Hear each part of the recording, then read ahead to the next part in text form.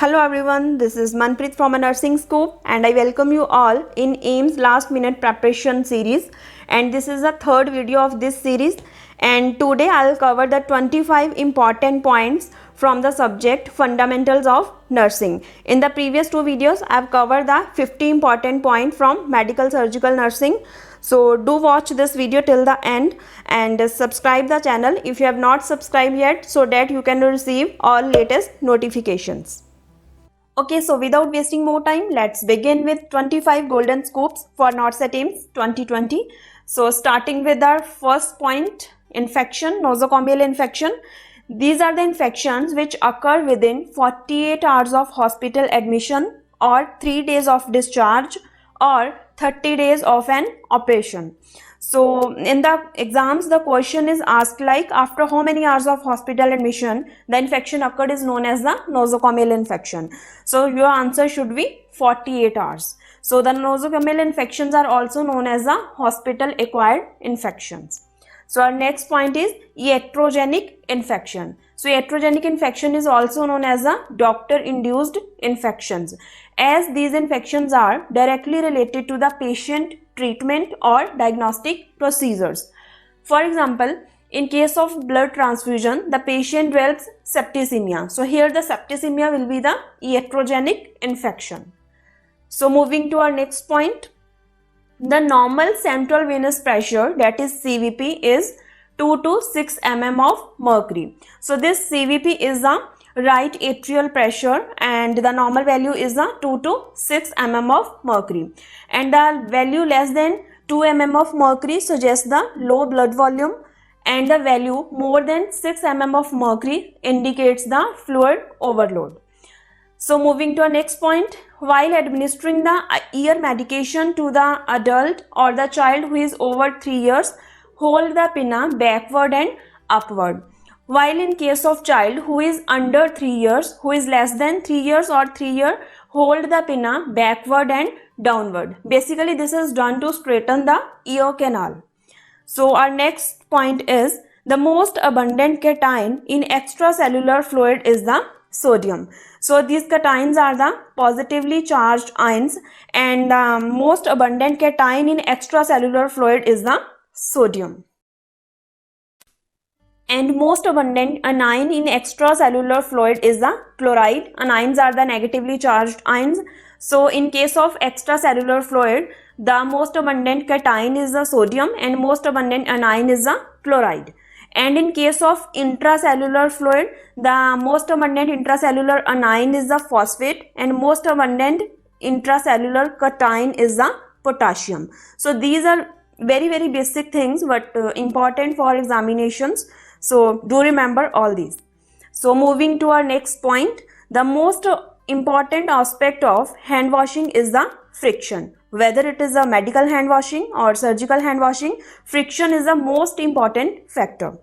So moving to our next point, the wound dehiscence is a separation of wound edges at a suture line, while wound evisceration is the protrusion of internal organs through the incision, and this usually happen after 6 to 8 days of a surgery. And this wound evisceration is a medical emergency, and most commonly this can be seen in case of obese client and the clients who have a poor wound healing or who undergone a abdominal surgery. So in the exams, usually the questions develop around a definition of wound dehiscence or wound evisceration.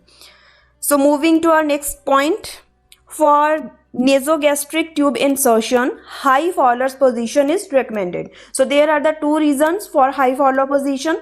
First is this reduces the risk of pulmonary aspiration in case if patient vomit, or second is this assists to close the trachea and open the esophagus. And for enema administration, usually left lateral position is given, as in this position the enema solution flow with the gravity in the natural direction of colon.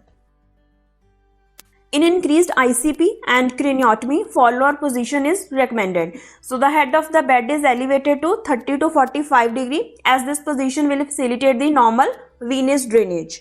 And in case of deep vein thrombosis, DVT, elevation of affected extremity is recommended, as the elevation of the affected extremity will lower the pain and swelling. So now moving to our next golden scoop. In chest tube drainage, if chest tube disconnect accidentally, then what should nurse do? Here the initial nursing action is to place the tube in bottle of the sterile water. And in case of water sealed chamber, the excessive bubbling indicates there is a air leakage in a chest tube system. While in suction control chamber, the bubbling indicates that there is a suction, and this doesn't indicate the air is escaping from the pleural space. So the continuous bubbling is expected. It is a normal thing, but this bubbling should not be intermittent. So now moving to our next point. The 1 unit of whole blood consists of 450 ml of blood, and it is collected in 60 to 70 ml of anticoagulant. Sodium chloride 0.9% is a standard isotonic solution used following the BT, that is a blood transfusion, as other solutions like dextrose could result into clumping and hemolysis of the RBCs. So the 0.9% sodium chloride is a standard isotonic solution used after the infusion of the blood products. And 18 to 19 gauge cannula is used for the blood transfusion, as this size allow the maximum flow of the blood products, and this also prevent the damage to the RBCs. So our next golden scoop is the nurse should stay at a bedside for 15 minutes when starting the blood transfusion. So first 15 minutes of blood transfusion are very crucial, because there can be the chances of the transfusion reactions in starting. So this is a reason why nurse should stay with the client for first 15 minutes. So with this, moving to our last point of our today's video, that is about torts. So torts are the civil laws that address the legal rights of a patient and responsibilities of a nurse. So there are two types of tort. First is a intentional tort. These include assault, battery, breach of privacy, slander, libel, and false imprisonment. And unintentional tort include malpractice and negligence. Okay friends, so please like and share this video with your friends who are going to appear for NORCET AIIMS 2020, and please don't forget to put your feedback in the comment section. So very soon we'll see you in my next video. So till that time, stay tuned, stay safe. Thank you.